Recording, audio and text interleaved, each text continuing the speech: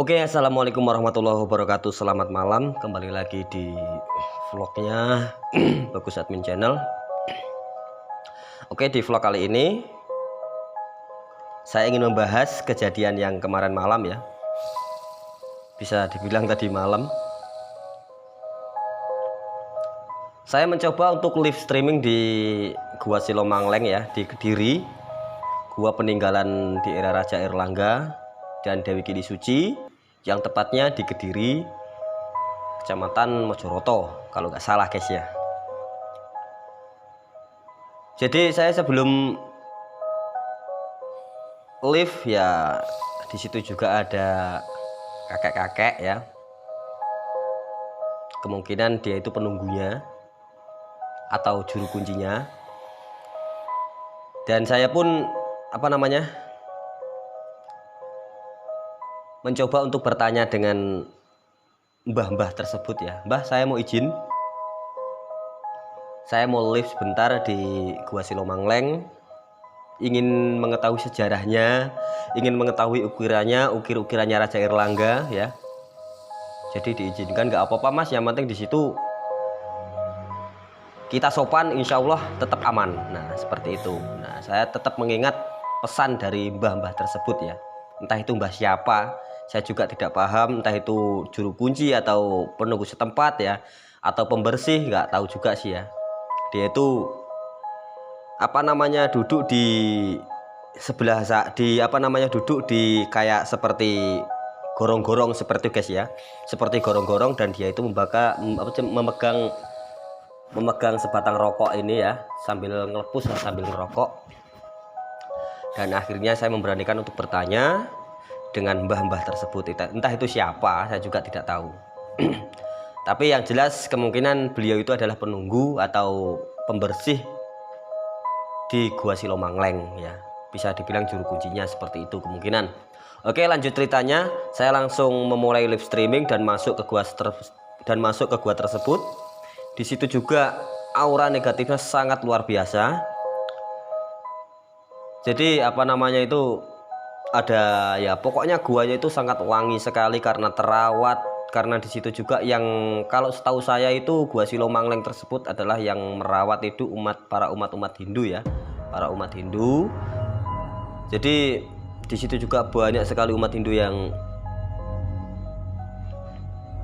bersembahyang ataupun ritual, itu juga banyak. Singkat ceritanya, setelah saya itu masuk ke Gua Silomangleng ya, sudah saya telusuri. Di situ juga ada lorong-lorong, di situ juga ada kamar-kamar dan seperti tempat tidur, dan seperti halnya seperti meja buat ngobrol, buat curhat kemungkinan ya, masa-masa lampau, masa era kerajaan Airlangga.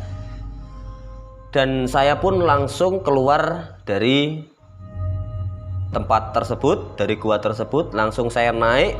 Dan saya pun herannya saya dengan kakek-kakek yang sempat saya tanyakan itu siapa gitu loh. Apakah beliau itu juru kunci atau apakah beliau itu sebagai pembersih atau yang merawat gua tersebut, saya juga tidak paham ya. Tapi saya juga masih mamang, masih mempertanyakan dengan diri saya sendiri, itu siapa gitu loh.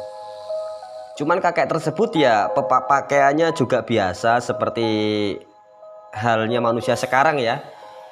Maksudnya di era sekarang ya pakai baju-baju biasa lah. Cuman beliau itu memegang sapu, seperti memegang sapu gitu loh guys ya. Seperti memegang sapu. Boleh ditanyakan kepada tim saya, salah satu tim saya Yahya, beliau juga ikut menanyakan. Cuman yang saya herankan, kakek tersebut ya nggak hilang, nggak kemana, berarti dia emang benar-benar manusia begitu loh guys. Mohon maaf aja buat kakek tadi ya, emang saya itu masih penasaran beliau itu siapa. Dan lanjut ceritanya, saya setelah di Gua Silomangleng, saya langsung ke atas karena saya dikasih tahu kalau sampean benar-benar pengen tahu keangkerannya di puncak Silomangleng, monggo silahkan sampai naik ke atas. Saya sudah dikasih tahu seperti itu dengan kakek tersebut. Oke, saya langsung naik ke atas. Salah satu tim saya suruh turun ya, saya suruh turun untuk bercampur dengan tim yang lain dan saya lanjut sendiri ke atas. Jelang berapa menit saya di situ sudah merasakan hal yang tidak enak guys, luar biasa. Dan saya semakin maju semakin gak enak, kepala pusing ya. Dan di menit ke-20 setelah saya ke atas ada suara-suara bisikan-bisikan yang tidak jelas, seperti mengaum, boleh dikatakan itu seperti genderuwo, seperti suara harimau, seperti suara binatang-binatang buas guys. Pokoknya mengaum, seperti itu suaranya. Terus saya pun gak kuat dengan mitosnya suara-suara itu ya. Maksudnya, maaf ada suara motor ya. Maksudnya saya tidak kuat dengan mendengarkan suara-suara tersebut ya. Pada awalnya saya tidak percaya. Pada awalnya saya tidak percaya dengan suara-suara tersebut, bahwa yang mendengarkan adalah penonton. Itu banyak sekali yang komen di live streaming saya ya.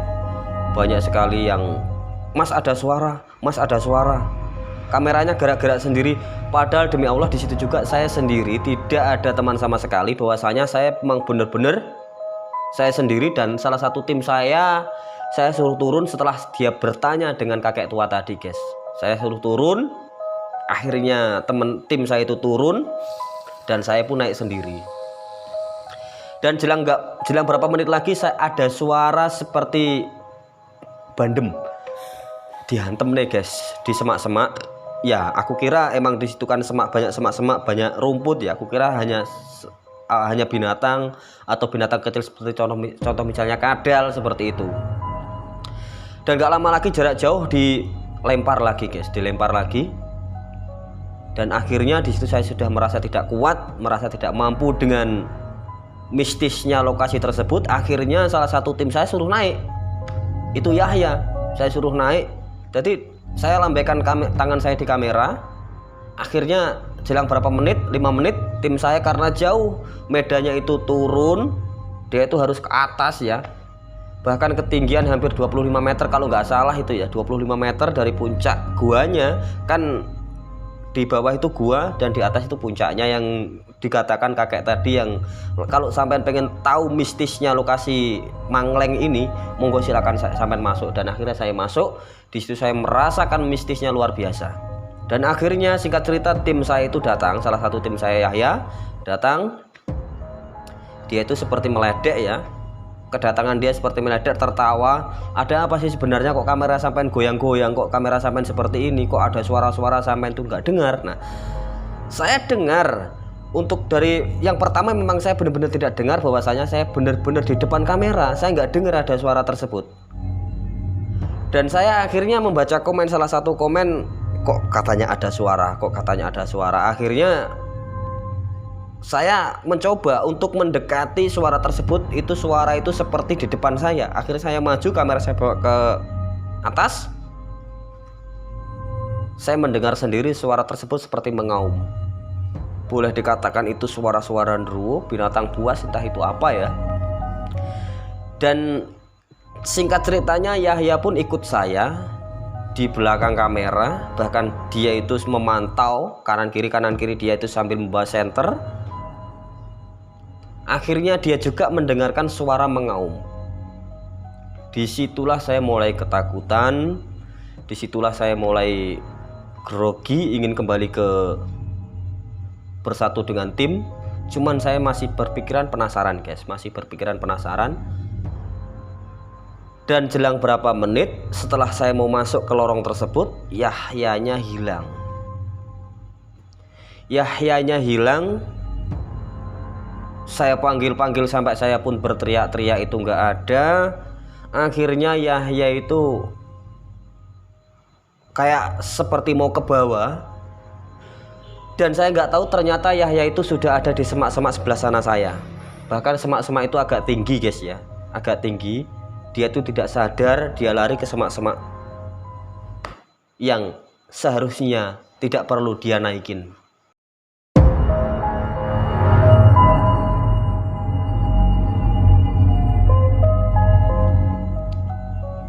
Dan alhamdulillah dari situ pun Yahya saya suruh sadar ya, pokoknya gimana caranya agar dia itu sadar, dia itu nggak kesurupan, hanya saja itu dia linglung, kayak mau terbawa, kayak mau keluar dari dunia kita. Intinya dia mau keluar dari dunia, intinya dia mau masuk ke dunia lain gitu loh, dunia gaib. Dan akhirnya saya pun tidak konsentrasi dengan keadaan Yahya dan dengan kamera, akhirnya saya matiin kamera. Saya matiin, dan tim pun yang di bawah itu belum, ini ceritanya yang lain lagi guys ya, yang lain lagi. Kamera sudah saya matiin, liftnya berat karena Yahya dengan keadaan linglung. Saya panik dan saya teriak-teriak dengan tim, tidak kunjung datang. Saya teriak tidak kunjung tidak datang maksudnya, lama banget. Dan akhirnya saya telepon juga, dia tidak bisa ngangkat. Apa ceritanya tim saya yang di bawah? Katanya dia tidak mendengar teriakan saya, tidak ada telepon masuk, tidak mendengar telepon masuk maksudnya, tidak mendengar jeritan saya. Bahkan saya itu sudah panik dengan keadaan Yahya, sudah panik gimana ini anak. Dan saya pun di situ juga ikut kecekik, hampir saja mati. Dan akhirnya tidak lama lagi, kakek yang tadinya saya izin ke Gua Silomangleng tersebut ya, itu datang. Dia itu ngasih saran seperti ini, lebih baik kamu mundur, hati-hati. Sudahlah kamu pulang saja. Bawalah teman kamu, berkumpul dengan temanmu yang lain. Cara basa Jawane, awakmu nggak usah aneh-aneh ning kene, wis awakmu mulih wae, awakmu balik, yang penting awakmu selamat. Saiki kumpulo karo timmu liya, timmu nang isor, maksudnya seperti itu bahasa Jawane. Dan akhirnya saya mendengarkan saran kakek itu ya, oke kek, saya mau pulang dan saya sudah berterima kasih kepada sampean. Kek tolong bantu, iki piye koncoku, kek tolong bantuin, gimana ini teman saya kok linglung seperti ini. Dan akhirnya sama kakek tersebut dibawakan rumput, suruh mengunyah ya. Akhirnya sudah saya kasihkan ke Yahya, terus sama Yahya dikunyah, dan alhamdulillah dari situ sembuh. Yahya pun langsung ngejak pulang. Di situ beliau langsung ngejak pulang, Yahya ngejak pulang, akhirnya saya pulang. Dan makanya saya heran, siapakah kakek tersebut ya? Apakah dia itu manusia biasa seperti kita? Coba lain kali saya mau pertanyakan dengan bapak-bapak atau siapa yang penunggu di Gua Silomangleng ya. Saya mau ngobrol dengan warga setempat apakah benar di situ ada kakek-kakek yang penunggu gua ataupun yang pembersih seperti itu. Nanti saya pertanyakan, nanti saya ngobrol, nanti ada vlog-vlog lah di situ, saya ngobrol-ngobrol dengan warga setempat situ ya. Intinya lanjut ceritanya, saya langsung pulang dengan tim dan saya marah dengan tim yang di bawah. Marahnya saya teriak-teriak, kok dia itu tidak merespon teriakan saya. Bahkan di situ juga banyak orang sebenarnya ya, banyak orang karena malam yang saya live itu banyak sekali berkumpulan orang-orang, maksudnya orang-orang mau besok ada lomba kicauan burung ya di gua tersebut ya, di lokasi gua tersebut, dan besok paginya ada acara kicauan burung itu, lomba kicauan burung. Jadi banyak dong di situ, banyak orang-orang, maksudnya di bawahnya gua itu banyak sekali orang-orang yang ngobrol. Tapi anehnya begitu banyak orang tapi tidak ada salah satu pun yang mendengarkan teriakan saya, dan teman tim saya pun tidak mendengarkan teriakan saya. Itu anehnya, padahal saya sudah menjerit sekuat tenaga saya karena saya juga mau lari, keadaannya di situ juga ya gimana. Akhirnya saya udah memberanikan diri dan akhirnya saya pun di situ dicekik luar biasa. Seharusnya saya sudah tidak ada di situ guys ya, tapi alhamdulillah saya masih diselamatkan, masih selamat dunia lah, masih selamat dari peristiwa tersebut. Akhirnya saya pulang. Pulang pun seperti masih terbawa, dan baju pun saya masih belum ganti nih guys ya. Ini masih belum ganti. Karena terjadinya hal tersebut, saya malamnya langsung bikin vlog, langsung malam ini juga langsung bikin vlog seperti ini, klarifikasi seperti ini, bahwasanya memang benar. Karena saya juga pernah diceritakan dengan teman atau tetangga saya, bahkan di Gua Sulam Mangleng itu ada penunggunya sosok tua, kakek tua. Dan saya tidak habis berpikir tentang cerita tersebut. Lupalah, kemungkinan saya lupa dengan cerita-cerita tetangga saya bahwasanya di situ ada kakek-kakek yang menunggu ya. Setahu saya itu kakek ya seperti halnya manusia seperti kita ini. Dan tak tahunya ya nggak tahu juga, saya sekarang masih tanda tanya itu siapa guys ya, itu siapa, kakek tersebut itu siapa, saya masih tanda tanya. Dan terakhir saya terjadinya hal tersebut adalah orang ya masih di atasan umuran saya lah, itu naik ke atas. Terus saya sapa, "Mas, ada apa ya?" Tapi dia diam. Anehnya seperti itu. Ngomong sekecap pun tidak. "Mas, ada apa?" Tapi dia diam. Dan ruwet wajahnya seperti ada kecurigaan dengan saya. Entah itu siapa. Tapi anehnya ya, apa saya itu kurang pendengaran atau gimana, cuman saya sapa, dan Yahya pun juga mendengarkan, melihat saya menyapa anak muda tadi. "Mas, izin ya," saya nggak bilang gitu, "Mas, izin nggih." Kalau saya bilang begitu, "Mas, izin nggih." Cuman beliaunya diam, tidak merespon kata-kata saya. Dan akhirnya saya berdiam diri, udahlah, kemungkinan ya emang dia menjawab tapi saya kurang pendengaran seperti itu. Dan singkat ceritanya, setelah itu peristiwa kakek tadi, peristiwa Yahya yang terjadi seperti mau keselong bahasa Jawanya, mau keselong, mau kebawa ke dunia lain. Akhirnya entah gimana caranya, dia itu tubuhnya sudah lemas, sudah tidak berjaya. Saya angkat, saya berusaha untuk turun ke gua, turun ke puncak tersebut, tapi saya tidak bisa karena keadaan Yahya juga lemes luar biasa. Dan akhirnya saya itu bertahan di puncak tersebut sembari berteriak-teriak tim, tapi ya apalah daya, timnya juga kemungkinan ya pendengarannya kurang ya, karena dia itu di belakang mobil atau di dalam mobil, saya juga tidak paham. Tapi di tim tersebut, tim saya tidak mendengarkan teriakan saya. Jadi luar biasa, Gua Sulam Mangleng tersebut emang ya tidak bisa untuk main-main ya, karena saya di sana juga baik-baik. Kemungkinan saya salah ucapnya kemungkinan ya saya itu waktu masuk ya tidak mengucapkan salam atau gimana. Tapi jujur saja saya sudah mengucapkan salam, sudah baik-baik. Kalau di Gua Sulam Manglengnya itu nggak ada apa-apa ya, bahwasanya di situ emang guanya emang terawat. Bahkan di situ juga sebelum saya masuk sudah ada orang yang ngasih sesajen. Kemungkinan ya di situ juga umat Hindu lah ya, ngasih sesajen di di tempat-tempat sesajen tersebut. Dan akhirnya saya memberanikan diri untuk masuk ke Gua Sulam Mangleng.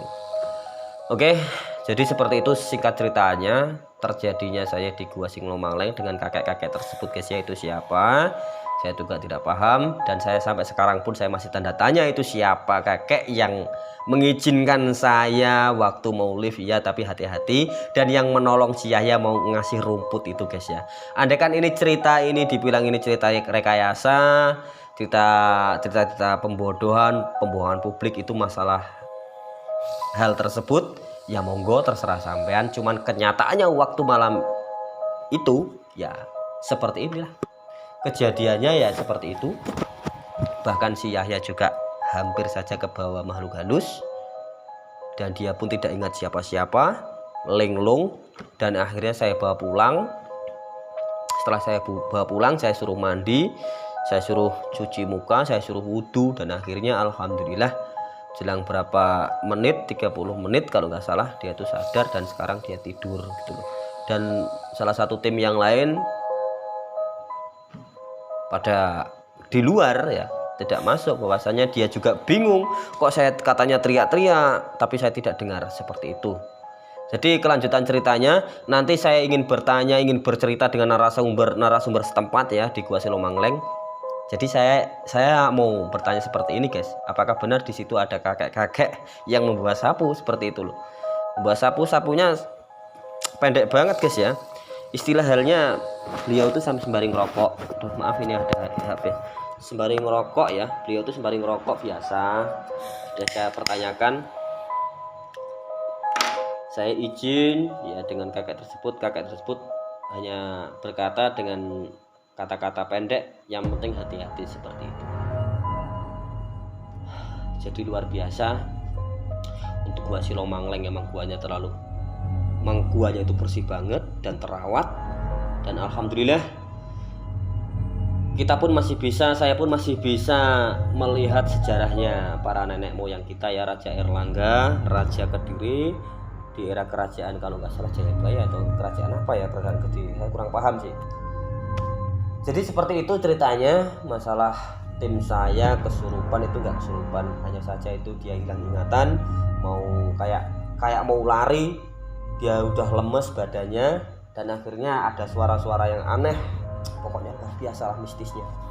Cuman kalau Gua Silomangleng emang guanya sangat terawat dan wangi, harum ya, karena disitu juga banyak sajen, banyak orang-orang ritual itu buat bukan gimana ya, maksudnya dia itu sembahyang di situlah, karena di situ juga kan banyak banyak sekali puranya umat Hindu ya. Oke, terima kasih, cukup sekian. Jadi vlog kali ini memang seperti itu ceritanya ya. Seharusnya saya sudah tidak bisa pulang lagi, tapi alhamdulillah saya masih diberi kesehatan dan bisa pulang ke dunia nyata. Oke, terima kasih. Lain kali saya lebih berhati-hati, entah itu di tempat-tempat sejarah ya guys ya, berhati-hati pokoknya. Terima kasih, cukup sekian. Jangan lupa di subscribe, di like, di komen ya, channel agar bisa terus berkarya.